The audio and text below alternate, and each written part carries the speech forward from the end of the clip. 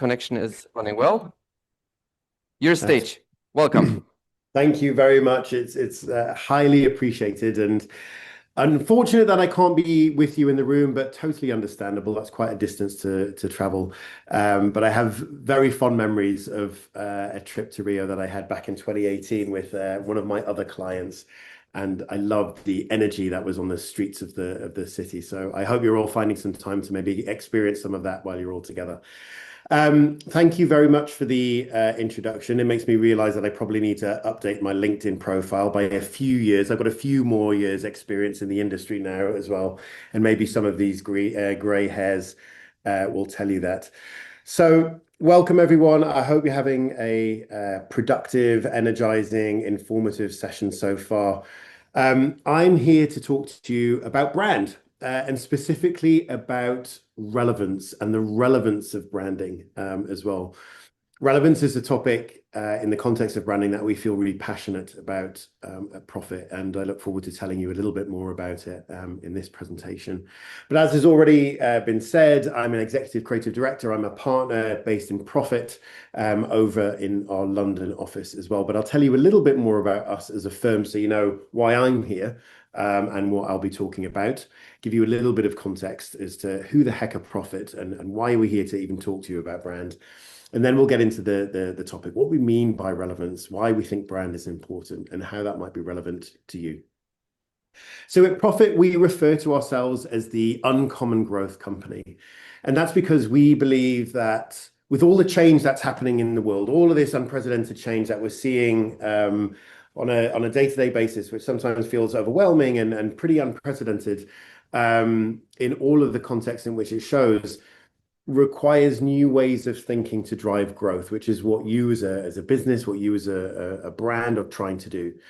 But that needs to be growth that's faster, growth that is smarter, growth that's more sustainable, more human, and more actionable, crucial to make that happen.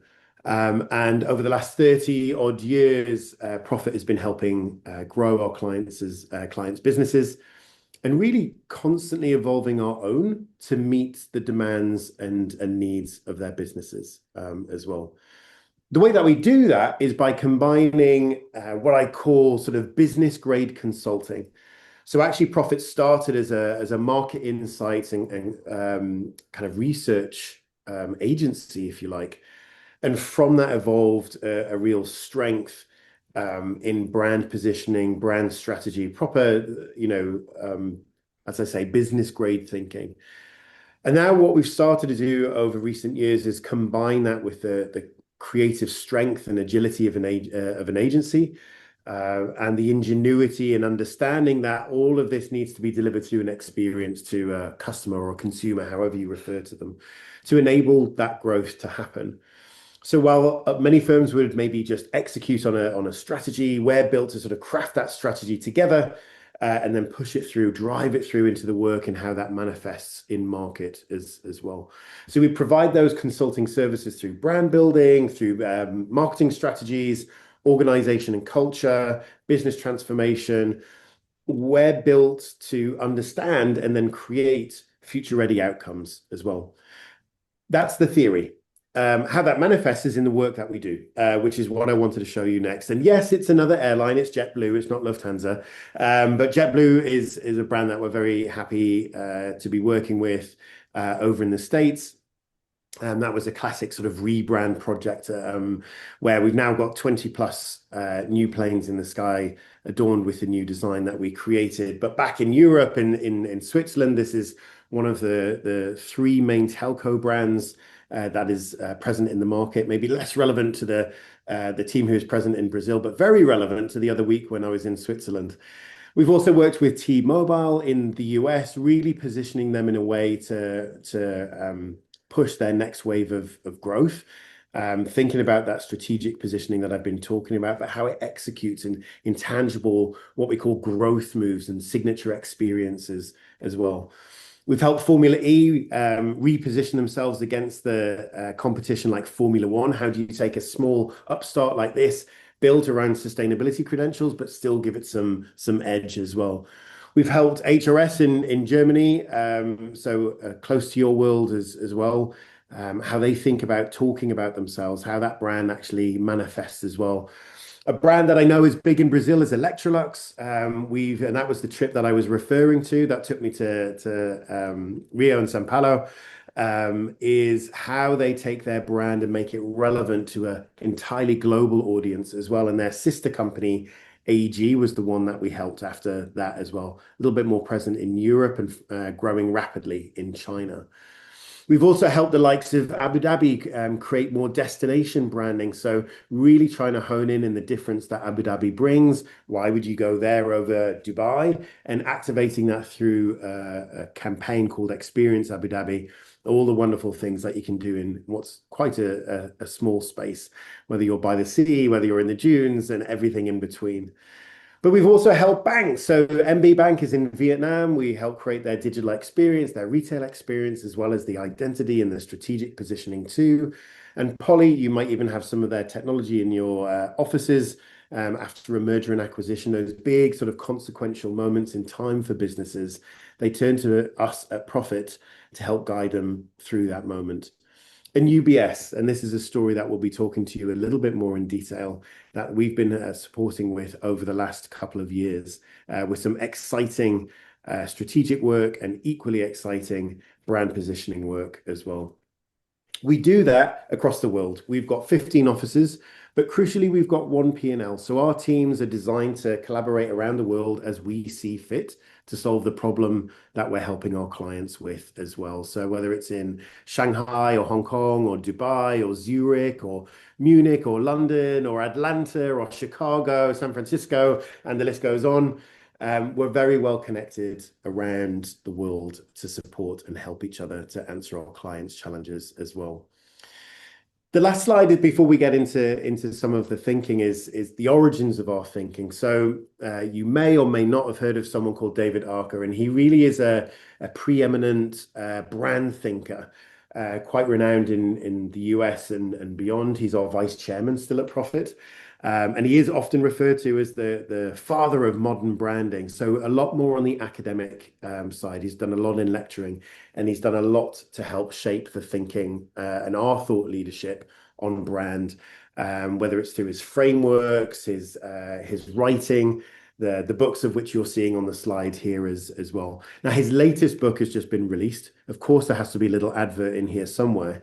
So Brand Relevance, How to Make Your Competitors Irrelevant, is the latest release. And if you get in touch, maybe through your teams into ours, we can find a way of maybe getting you a copy. We're very happy to send that on because it's a reworking of some of his biggest and best thinking in this new edition of the book. And it was really interesting to maybe revisit some of the former thinking that has grounded brand and branding is still relevant today, but just needs a little bit of a twist as well. So I think we often say when we present this slide to new people, we wrote the book on brand, which is kind of funny because I don't know about you, but if you've looked on LinkedIn recently, particularly since all of the eruption of AI and technology over the last 12 to 18 months or so, everyone's kind of saying the same thing. Brand is dead. But as it also happens, marketing is dead. The funnel is dead, consulting is dead, creativity is dead, agencies are dead. If you look at LinkedIn hard enough, everything seems to be dead. So I have one of these 6 expressions on my face at any given point in the day when I'm thinking about brand and helping our clients. I don't know about you, you might feel that pain too, from confusion to anger to frustration and oh my God, what am I going to do next? So I think, whether you work in the sphere of brand and marketing, really trying to figure out that puzzle is really twisting with our heads a little bit at the moment. But why is that? And it really is to do with this abundance that's happening around us. We're really living in this time, or I feel like we're living in this time of radical abundance of products, abundance of content, abundance of data, and now intelligence as well, of course, as everyone's talking about. And as AI and technology accelerate everything, whether that's innovation, automation, personalization, and yes, creativity. Really, the playing field for businesses and brands is being leveled. So those traditional competitive advantages that we used to talk about, price, speed, convenience, they're all being commoditized because everyone can do it. So the struggle to stand out becomes even more real, which is why we maybe see some of those frustrated memes on the slide before. I think in your context, it's probably even more competitive and more volatile than ever, for all sorts of reasons, least alone that travelers are facing overwhelming choices, that increased variety of booking paths, sources of information, business travel is under pressure, the geopolitical tensions cannot be ignored and threaten leisure travel as well. And AI, of course, as we've just been talking about, it's bringing opportunity, but it's also bringing challenges to travel agencies and your customers as well. So it's pretty crazy. Maybe I'm just reaffirming things that you already know. But, and there is a but, and it's a hopeful but as well. Despite all of this, there is one asset that is consistently driving preference, consistently driving price premiums and loyalty, and surprise, surprise, it's brand. Why? Because we really truly believe that brand is still that beacon that each of us use, as customers ourselves, when using or making a purchase decision, should I say. And this feels sort of more important now than ever. So when we think about brand, or how I think about brand, is, if I said to you, one evening you're heading home, and you'd like to create a really fancy meal for your friend or your partner or your kids, whatever it might be. You want to create some fancy meal. It's a Friday night, something a little bit more special and something a little bit more different than you normally would. Where would you go shopping for that food? And you'll probably each have a different answer. If you're in one or from one country, you might even have the same answer. For me, over in the UK, I'd go, you know what? I'd probably go to Marks and Spencer's or Waitrose, which is our fancy supermarket. The prices are a little bit higher, but I know the food choices are a little bit greater. That's a brand at work. And that's been informed by my experiences with that brand, the experiences that business, that brand delivers, what it's like in store, the prices that they charge, the communications that they create, the loyalty program that they have. That's all the brand speaking to me when I need to make a decision about where I go shopping or who I book a flight with, or even where I go on holiday, maybe Abu Dhabi. But in this world, shaped by machines, that brand becomes the code for trust, for meaning and connection. And it's businesses who are investing in brands are the ones who are proven to be most resilient. Because if AI can reduce everything down to comparable features and specifications, brand really is the only thing to kind of signal what matters most to your customers. And it's also the one thing that you can control as well. So brands, both in the world of B2C and B2B, can build emotion and meaning that AI simply cannot alone replicate. Your brand, therefore, becomes this human signal in a sea of synthetic noise. I couldn't say that in Zurich either. So when everything can be created, when everything is ubiquitous, when everything looks the same and kind of sounds the same and feels the same because everyone's using the same tools to create content and create marketing and talk about their brands in the same way, really your brand is the way to kind of leverage that standout. That's what's going to grab people's attention and create those connections that I've been talking about. And there's people who've spoken about this a lot.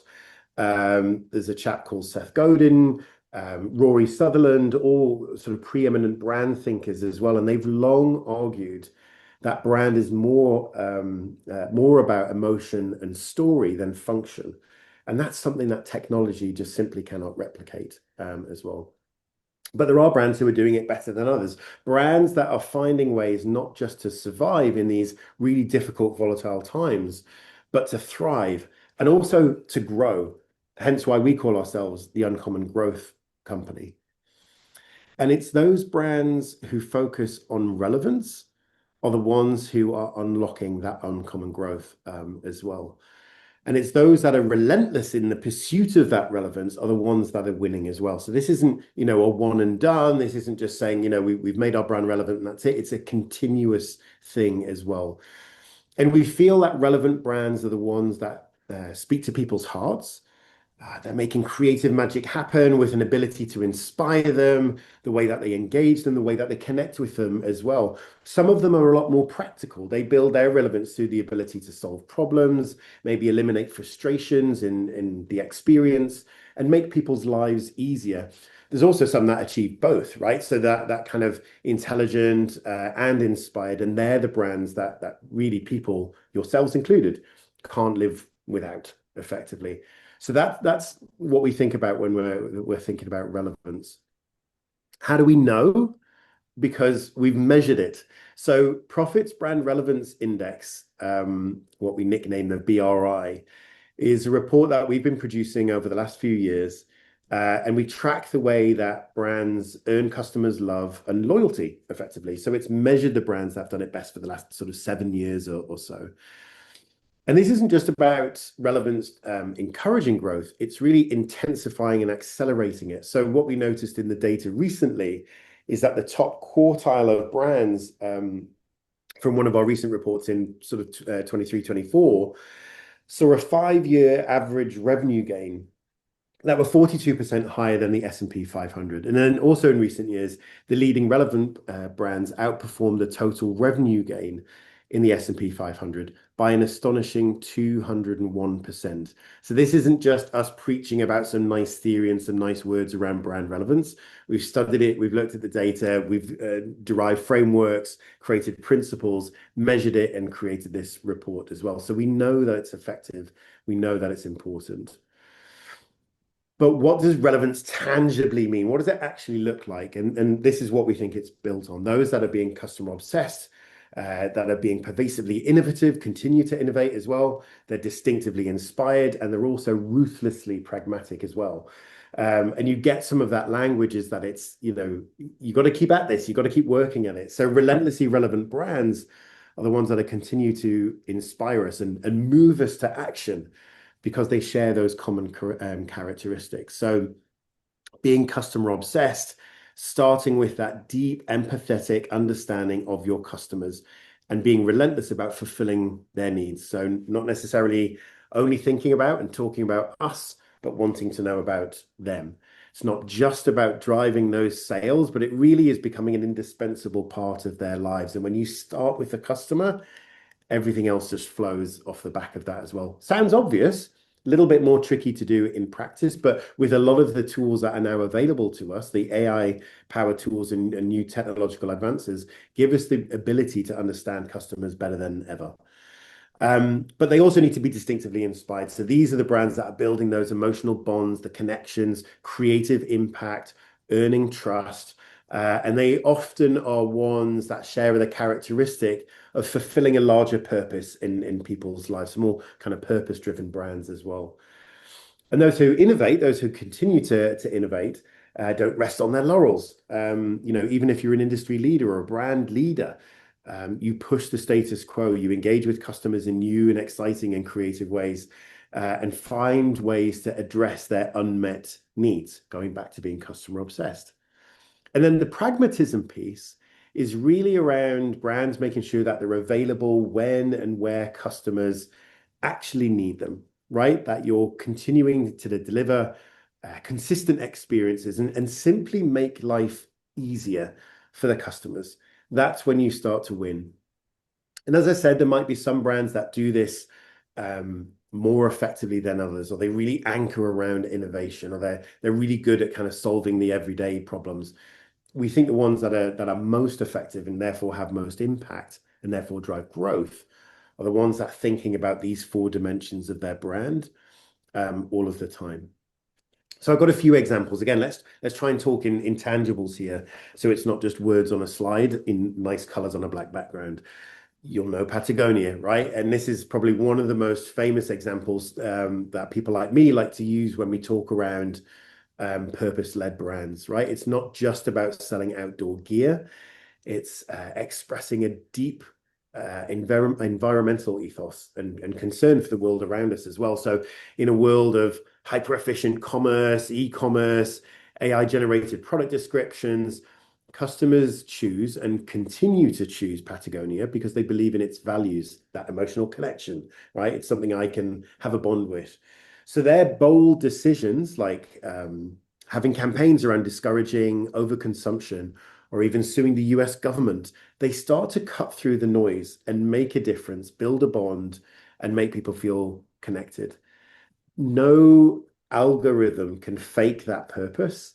Patagonia's strength is really that humanity that it brings as well. So a really fantastic example. This one you might be less familiar with. I never actually know how global Oatly is, but Oatly is oat milk. It's no great surprise from its name. And the product isn't that different as well. It's not like there's something radically innovative about this type of oat milk.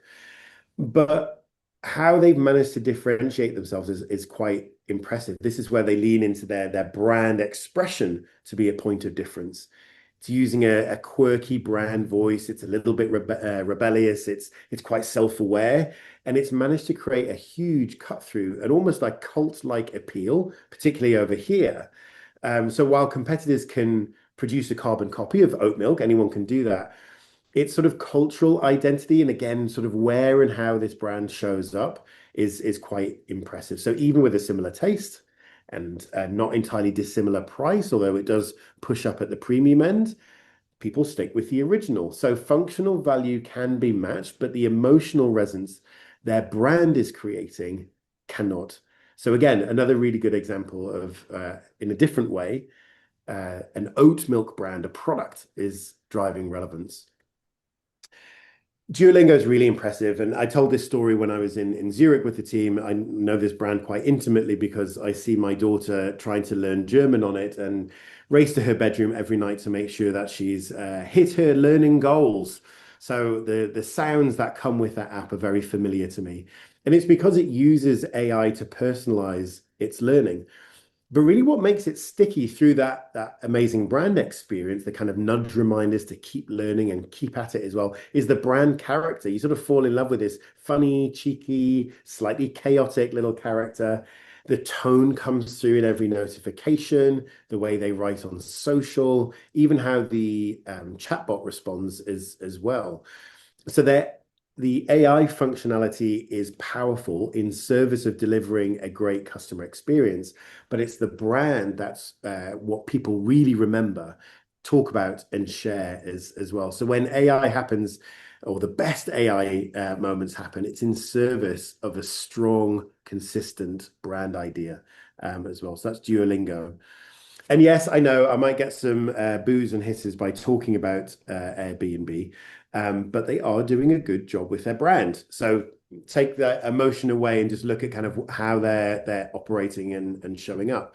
So when users interact with Airbnb, they're not just booking a room, they're really entering this curated ecosystem of experience, of trust, and community as well. And the brand is baked into the UI, the way hosts and guests are treated, and even the tone of the customer service chatbot as well. So it's not just what you see, it's how it feels and how you experience it as well. So brand isn't just this layer on top of the tech. In the AI age, it's the tech experience that's being delivered as well. So just a few examples of brands that we think are doing a really great job. So what does that mean for LCC? Taking all of that thinking, take all of those examples. Really, there's an opportunity to double down on building brand trust as a travel authority, right? And I think you can do that by differentiating through a super relevant, really specific, coherent value proposition as well, getting your story straight. You can then start to think about activating that awareness through more of a needs-based branded content. So that needs base goes back to being customer obsessed, thinking about them, what they need, what they want to see, what they want to read. and really being hyper focused on that as well. Unify that presence under a consistent brand architecture and empower your employees as brand ambassadors as well. Very easy for me to say, harder to do in practice, but as me and some of my colleagues started to think about, how brand relevance and being really brand focused for LCC, these are some of the things that we started to think about. But I get it. Nice words, and nicely designed PowerPoint slides as well. So let's get into the how we do it. So a little bit more of the theory. You have to earn relevance. You have to earn that respect, the love, the loyalty by being committed and consistently and continuously improving, continuing to deliver across the markets, across the customer journey, and putting those proof points behind your promise, that clear proposition that I was just talking about, time and time again. That takes work. So the way to think about it is not just brand as a veneer, that there's a business over here and there's a brand over there, and brand is just how we look, and brand is our logo, and it's something that sits over there. But think of your brand as a system, really an engine of meaning and expression that drives and should drive everything that you do, everything from how you show up in the world to how your AI speaks, behaves, and evolves as well. So this nifty little diagram starts to say these are the different components of what we think a brand engine should have. That there is at the center the strategy and planning. That's almost like your business strategy and your focus. That's going to be activated. Your brand position should enable your business strategy. That's who we are at our very core. That's then going to get taken into market by our expression, which is how we show up. That's going to be delivered through the experience. That's the way that we engage. We then start to think about the ecosystem. It's where we exist and where we show up as well. And then enablement is the people, the processes, the structures to actually make it happen as well. And that's all powered. The oil in your brand engine is the intelligence, the data, the measurements, the insights that you have as well to allow you to be customer obsessed as well. In the context of the world of AI, that might just be the way, we've started to think about what do those pieces look like. So the ambition might be clearly defining how AI for us is shaping and directing the needs and desires of customers. Where are they making those choices? So our expression needs to think about how we show up in AI context as well, when people are using GPT to ask them to put their travel itinerary together as well. How do we think about the experience, the seamless experience that we want to create, integrating AI within our controlled experience as well, and acknowledging that it's part of it? But also seeing GPTs and AI agents as part of our own ecosystem. It's not just about brand partnerships or sponsorships. We have to think about those agents as our partners as well. And then also how we leverage AI when we think about the enablement to equip our own people, our own teams to be those brand ambassadors and to really deliver against the promise as well. How that's going to actually manifest now is in a case study. And we worked with UBS over the last 2 years to really think about their brand. They were very clear on their strategy and planning at the center of the engine. They needed to retain and win back clients. They needed to grow in key markets. They needed to reinforce their strong reputation, and they needed to stand out in the sea of sameness as well. So those foundational elements underpinned the new strategic positioning at UBS, which is about elevating you is our craft. And how that manifested is through this idea of banking is our craft, investing is our craft. Because this idea of craft really tapped into a Swiss story that they wanted to tell and be proud of their Swiss heritage, but not have it backwards looking and historical and old fashioned in a way. So elevating what they do to this sort of craft level that they really care about what they do was starting to answer the unmet need that I was talking about in the customers that they wanted to talk to as well. So that big idea, elevating you as our craft, manifesting through the different facets of the business, banking or investing, advice, managing wealth, whatever it might be. So craft is really central. How that started to come to life is through this beautiful storytelling. banking isn't that interesting. We might all know that. And it's very hard to find emotional stories and create emotion with customers around banking alone. This idea of craft allowed us to create deeper connections by talking about how a cup of coffee is brewed, how a cashmere sweater is made, how a chair is built. So we could pinch stories from other categories and make parallels with the way that we think about caring for your money as well. And it gave us this long form story content to talk about, but also came to life in the campaign. Executing or exceeding expectations is how you built your success. Exceeding your expectations is how we built ours. Investing is our craft, and that's from UBS. So leveraging their visual identity to make really powerful statements around the world. And we started to build all different types of content, speaking to content creators that really excelled at telling their stories about craft. So whether it's Lewis Hamilton or George Russell, we've got June Ambrose in there as well.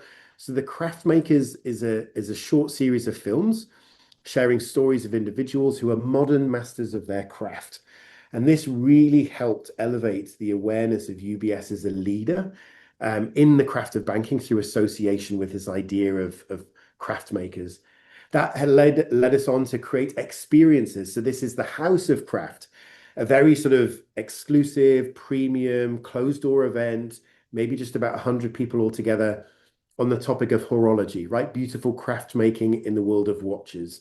And that's where the House of Craft story, delivering against their strategic story that we were just talking about, really started to come to life. We're looking at ways of bringing that craft story into the experience of their lounges and sort of special environments that they have around the world as well. And really, that idea of craft became this magnet for the entire business to be drawn to. It started to excite internal teams and the people team and culture because they finally had a story that they could talk about what it's like to work at UBS and care for things and craft for things as well. It informed sponsorships and partnerships, the events that they showed up as well. So this slide here is really just trying to get across how that sort of central idea can start to manifest. And then it came to life through these partnerships with Mercedes and Formula One that we were talking about. And this has happened a couple of weeks ago, which was an amazing event in New York, celebrating the craft at Dior and their legacy of amazing creative directors as well. So 2 to 3 day exhibition, private event to begin with, and then open to the public afterwards. But on the enablement front of our brand engine, it was really important that we're giving their people the tools that they need to be able to train them, to get that consistent story going, and whether it was tone of voice or all sorts of different brand-driven training into sort of internal communications and campaigning became really important. So hopefully what you're seeing is one, the theory of the brand engine is a way of connecting everything that you do, not just seeing brand as, your advertising or your communications, but how that strategic central idea can really start to manifest in all that you do, anchoring all those different pillars of relevance as well. It's a lot of talking, and I'm going to wrap it up here as well. So what would I love you to take away from this? That think about brand as a strategic asset. So in that complex, world of travel, brand remains that most consistent driver of preference, loyalty, and pricing power. This beacon that I was talking about at the beginning in those stormy waters. That being relevant and being relentless about that relevance is absolutely key as well. So the brands that consistently deliver on their promises are the ones that outperform their peers as well. We think you've got an amazing opportunity with a brand to leverage. So showing up united with your brand, activating your promise, the purpose, the principles, empowering employees as brand ambassadors. We think that LCC can really stand out as this trusted travel authority as well. And for us, there was this really clear road towards relevance as well, using the idea of the framework, the brand engine framework, enhanced by AI, guiding you to think about how to build, how to express, and how to operationalize a brand that's going to resonate with your customers as well. Thank you for listening. I hope you enjoyed some of the stories, some of the examples there as well. I'm probably running way over already in terms of timing, but thank you for having me as part of this conversation. I think we were going to try and open up to a couple of questions. Exactly. Big round of applause for Gregg Finlay.